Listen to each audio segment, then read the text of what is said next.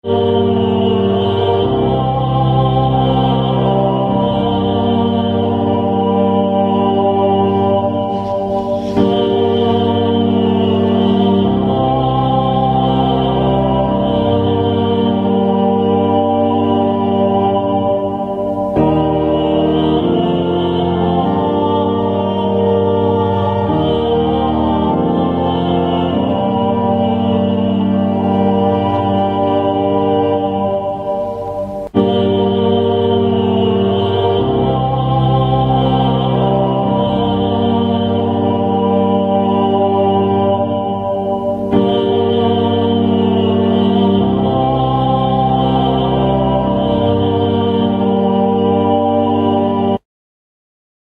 viewers, and welcome to today's program, Saints of the Day. We have two saints, that is Saint Jerome Emiliani and Saint Josephine Bakhita. My name is Brother Chinankonde. I will be with you on this program as we look into the lives of these saints and we try to learn what it is that we can get from their lives for our life today. Stay tuned.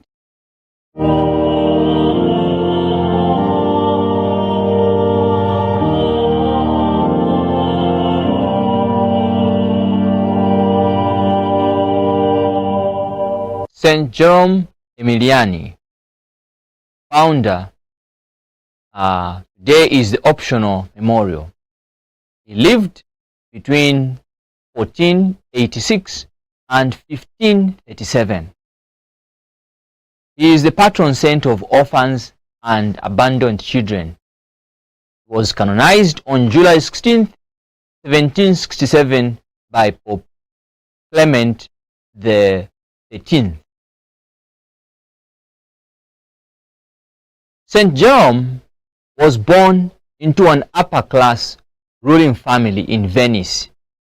When he was around the age of 10, his father died. Jerome continued to grow in virtue and pursue his studies. He was not very good with studies, but he was good and known for being social, friendly, cheerful, strong-minded, and enthusiastic. When he was a teenager, Jerome joined the military, as was common in his family. While in the military, Jerome became more ambitious about obtaining honors than growing in virtue. He achieved his ambitions and was promoted in ranks. He participated in the wars for his country and was given to command one of the fortresses, that is the fortress of Castelnuovo, west of Venice. In 1511, after many soldiers abandoned him, he and 3 others were captured and imprisoned. At first, Jerome thought this was total defeat, but it would be the beginning of a victory with Christ. While in chains, Jerome had time to reflect on his life. Though he was only imprisoned only for a month, it was powerful and transforming. He returned to Christ and renewed the faith of his youth. He prayed the Mother of God and vowed that if she set him free, he would change his life and devote himself to the will of God. That is what exactly happened. On 27th September 1511, Jerome encountered the Mother of God in his cell. She spoke to him about his promise and gave him the keys to loose his chains, and led him through the compound out into the city without the guards noticing him. From this point, he began to change his life and studied theology. In 1526, His mother and two of his brothers died, leaving him to take care of his brother's children. This was the beginning of his charity, and later he took care of the many who were abandoned and orphaned children. By reading the Word of God, he began to recall his sins and often cried out at the foot of the crucified Lord and prayed not to be judged by his behavior. During the Black Plague, he took care of many who were sick, built hospitals, orphanages, and places of refuge for prostitutes. In 1532, he founded the Company of the Servants of the Poor in Somaska. He, together with the fathers that worked with him, committed themselves to a life of poverty and service to the poor, the sick, and especially orphaned children. Because of his great devotion to those who were sick during the Black Plague, he himself contracted the bubonic disease and died a martyr of the plague in February 1537. This was the life of the saint we remember today.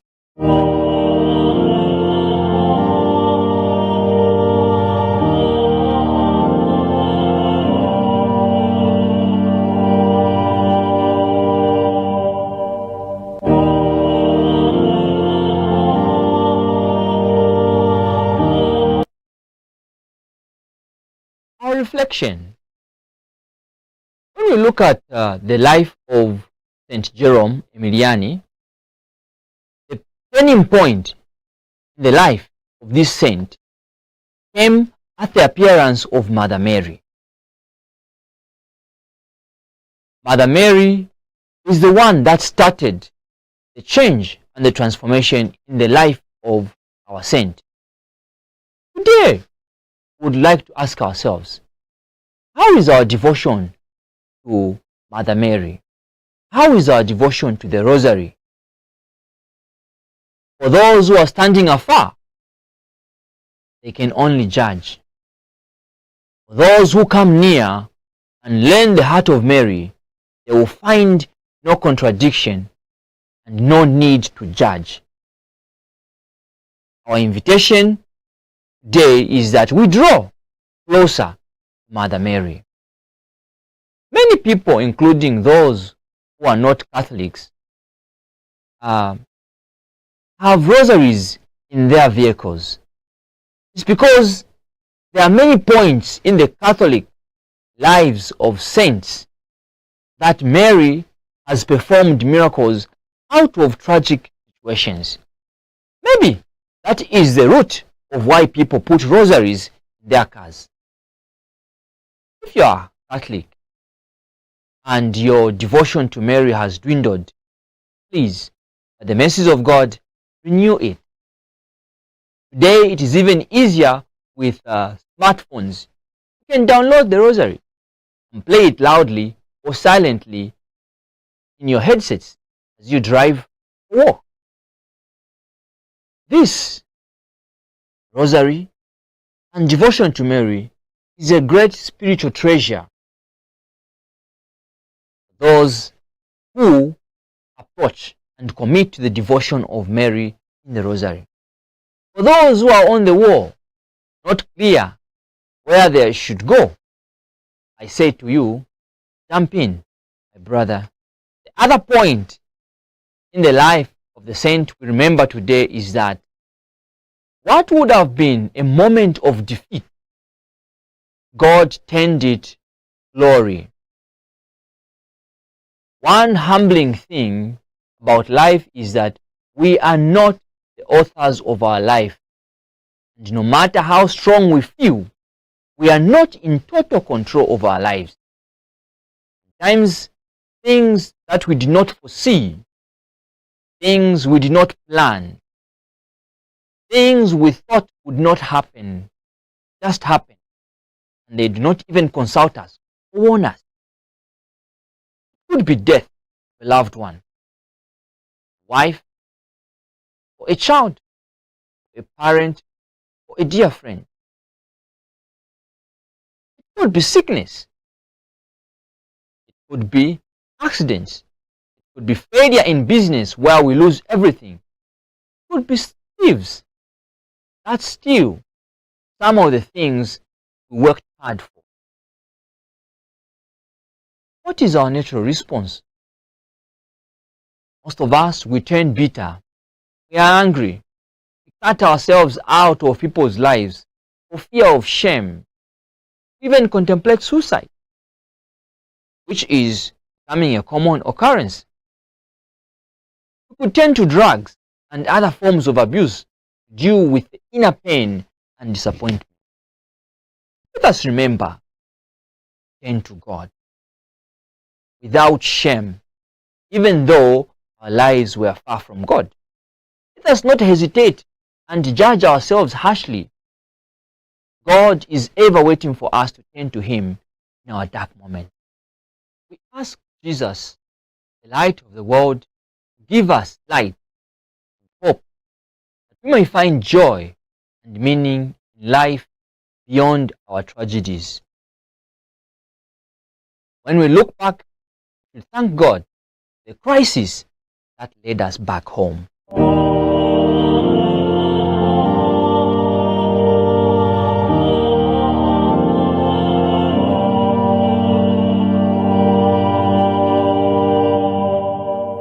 Our second saint of the day is Saint Josephine Bakhita. This is the optional memorial. She lived between 1869 and 1947. She is the patron saint of Sudan and human trafficking survivors. She was canonized by Saint Pope John Paul II in the year 2000. Saint Bakhita was born in 1869 into a well-respected family in Western Sudan, Africa, in a village of the Daju tribe. At the age of 6, she was abducted by Arab slave traders. Traumatized, when she was asked her name, she remained quiet. So she was given the name Bakhita, which means fortunate, hoping she would bring fortune to them. After her captivity, she was forced to travel hundreds of miles to the city of El Obeid. On her journey, she was bought and sold many times. She was forced to convert to Islam and was continually abused. She was beaten most days.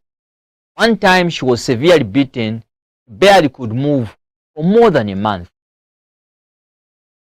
She was bound firmly with chains to prevent her escape. One of the worst tortures she endured was the customary scarring of breast, belly, and arm with a sharp razor. Once the wound was inflicted, salt was then put into it, causing the person to be identified as permanently as property. Around the age of 13, the city in which she lived, El Obeid, was threatened by revolutionaries. Bakhita's owner, the Turkish general, decided to sell his slaves and return to his homeland. Bakhita was sold to an Italian vice consul working in the city of Khartoum, named Aristo Egnani. For the next 2 years, Aristo treated Bakhita well, despite her being his slave. As a result, when the revolutionaries began to make advances on the city and Aristo made plans to escape to save his life, Bakhita begged him to take him, preferring his kindness over a new owner. He did so, and with the help of a friend named Augusto Michaeli, they safely arrived in Italy. Upon their arrival, Aristo gifted Bakhita Augusto and his wife Maria.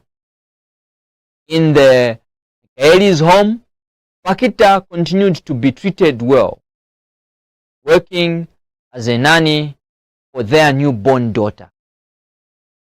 3 years later, the Michaeli family decided to move back to Sudan for business reasons and sold their property in Italy. During the transition, they entrusted Bakhita and their young daughter to the care of the Canossian sisters in Venice. It was with those loving sisters that Bakhita was introduced to Jesus, her true master, and began her formation in the Catholic faith.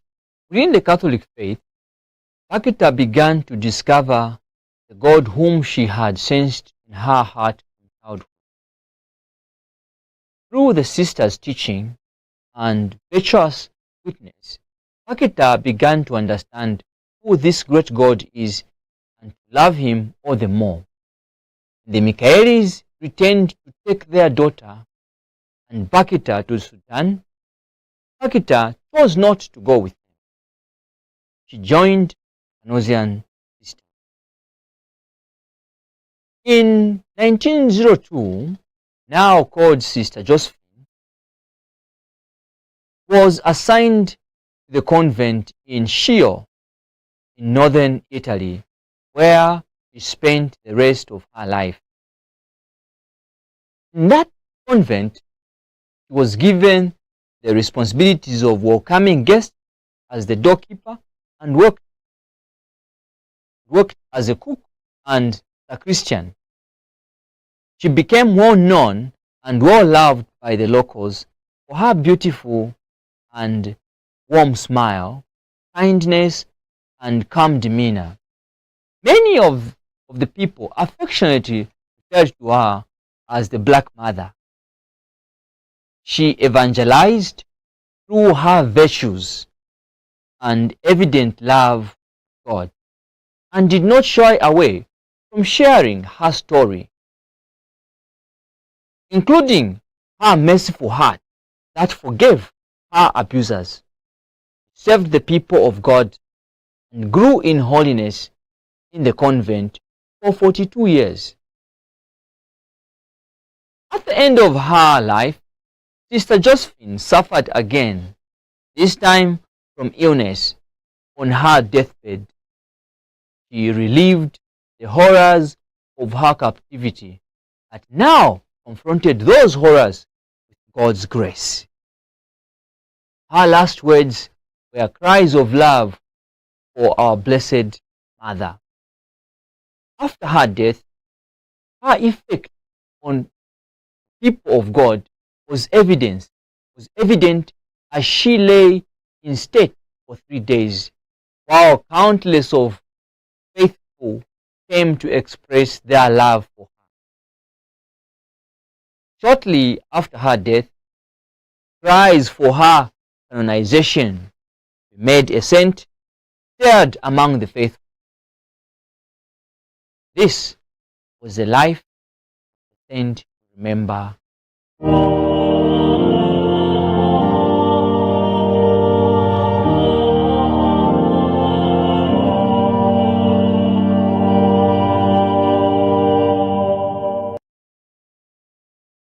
Our reflection.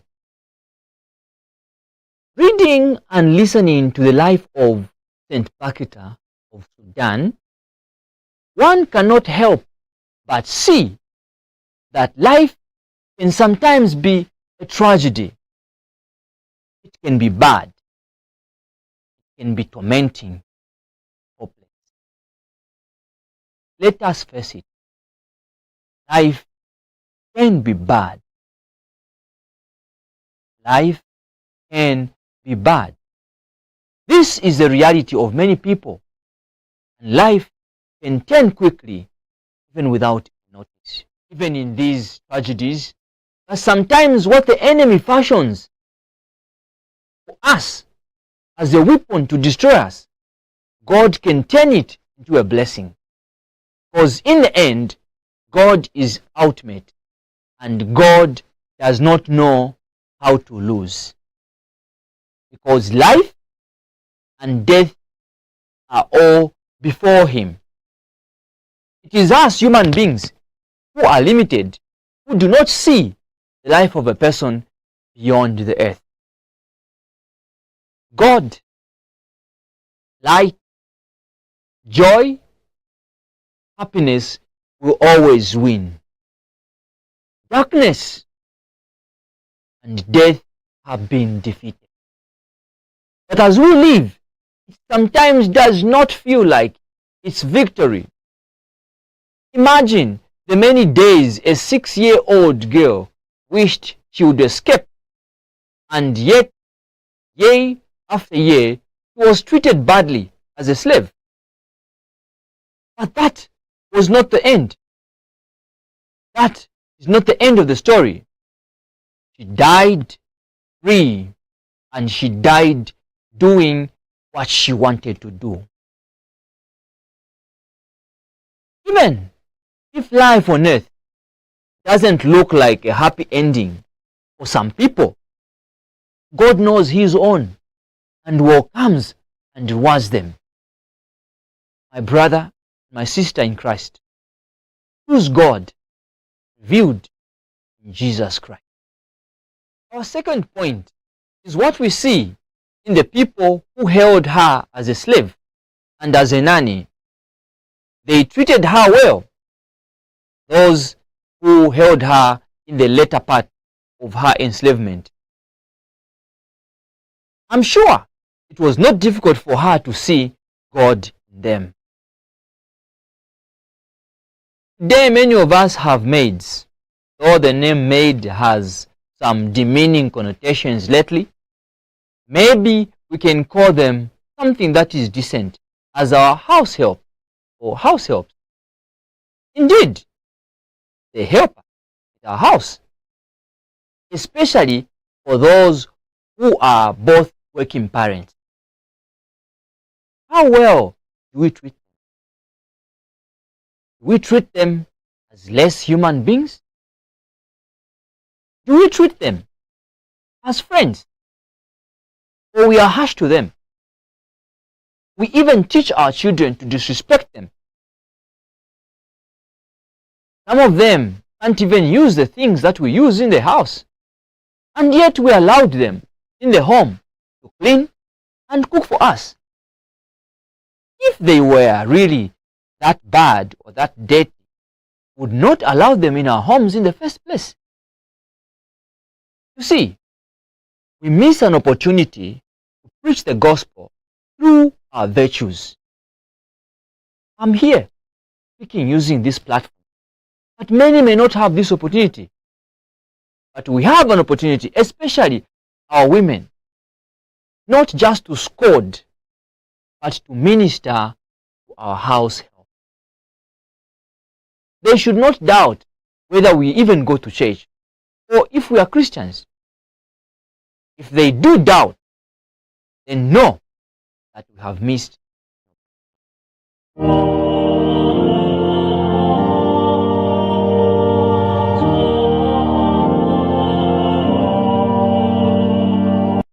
That's it, our viewers, for today's program. We were looking at these two saints. Be sure to join us on the next program when we look at other saints. See once again how we can stand on the shoulders of these giants. For me, it is a good day, and God bless you.